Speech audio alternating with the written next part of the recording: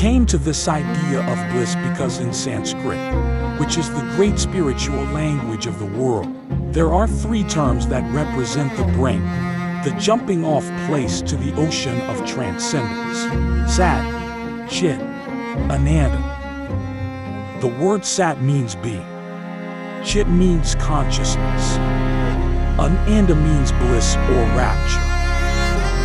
I thought, I don't know whether my consciousness is proper consciousness or not.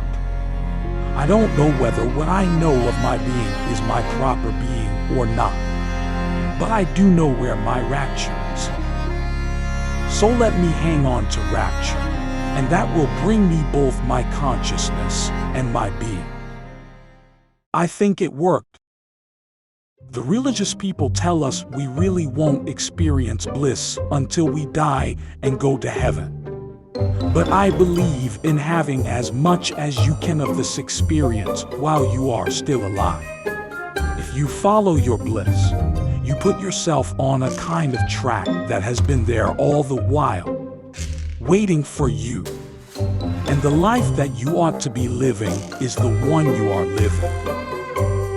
Wherever you are, if you are following your bliss, you are enjoying that refreshment, that life within you, all the time. Our life has become so economic and practical in its orientation that, as you get older, the claims of the moment upon you are so great, you hardly know where the hell you are, or what it is you intended. You are always doing something that is required of you. Where is your bliss station? You have to try to find it. Get a phonograph and put on the music that you really love, even if it's corny music that nobody else respects. Or get the book you like to read.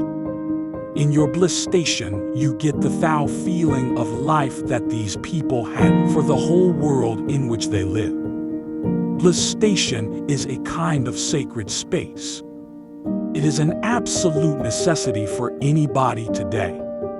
You must have a room, or a certain hour or so a day, where you don't know what was in the newspapers that morning. You don't know who your friends are.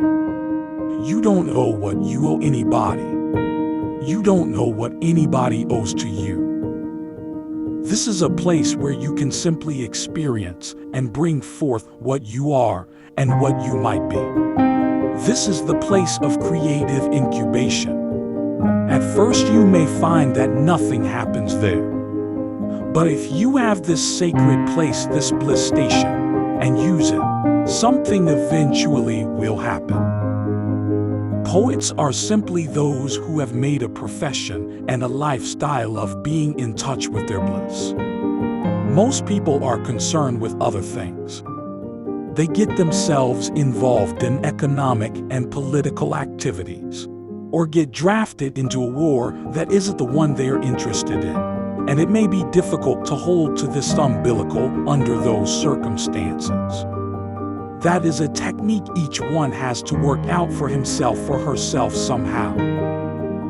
But most people living in that realm of what might be called occasional concerns have the capacity that is waiting to be awakened to move to this other field.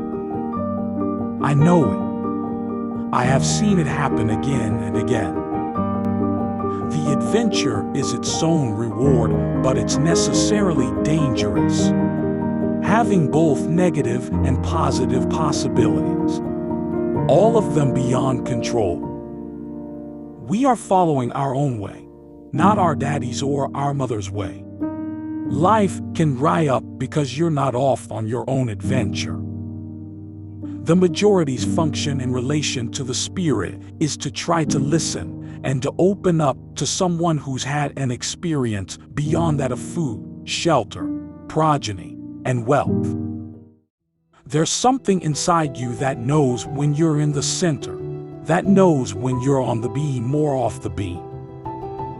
And if you get off the beam to simply pursue a desire, for example, money, you've lost your life. And if you stay in the center and don't get bothered by your desire, you still have your bliss. What we're learning in our schools is not the wisdom of life.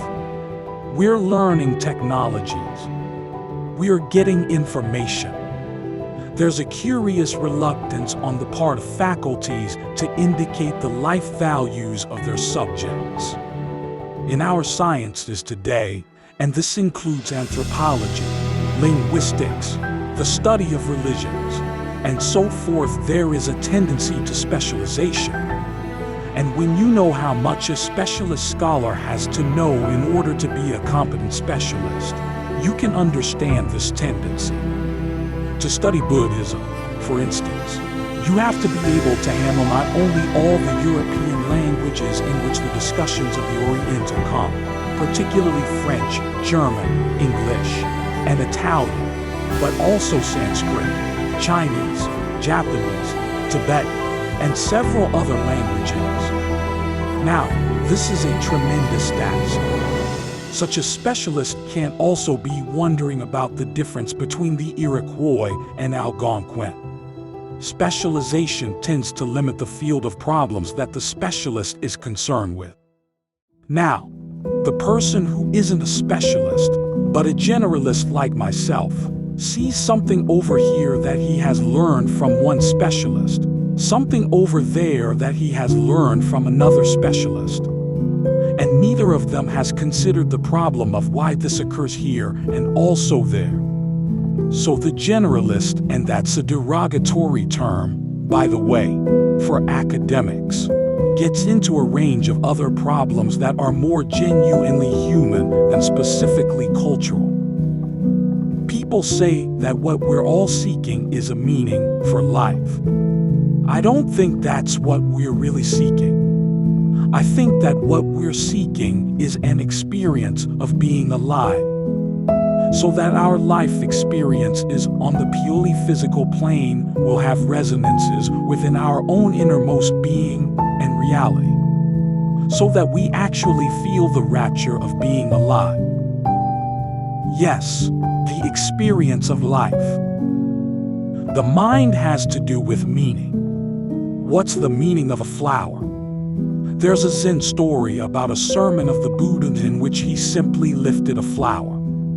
There was only one man who gave him a sign with his eyes that he understood what was said. Now, the Buddha himself is called the One-the-Scum. There's no meaning. What's the meaning of the universe? What's the meaning of a flea? It's just there, that's it. And your own meaning is that you're there.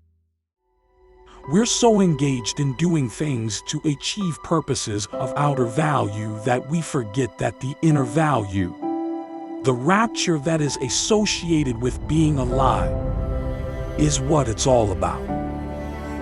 The umbilical point, the humanity, the thing that makes you human and not supernatural and immortal, that's what's lovable. That is why some people have a very hard time loving God, because there's no imperfection there. You can be in awe, but that would not be real love. It's Christ on the cross that becomes lovable. Again, if you do follow your bliss, you put yourself on a kind of track that has been there all the while, waiting for you. And the life that you ought to be living is the one you are living. When you can see that, you begin to meet people who are in the field of your bliss. And they open the doors to you. I say, follow your bliss and don't be afraid. And doors will open where you didn't know they were going to be. Thank you all for watching. In the description, you will be able to find the interesting interview of Joseph Campbell. It is worth reading.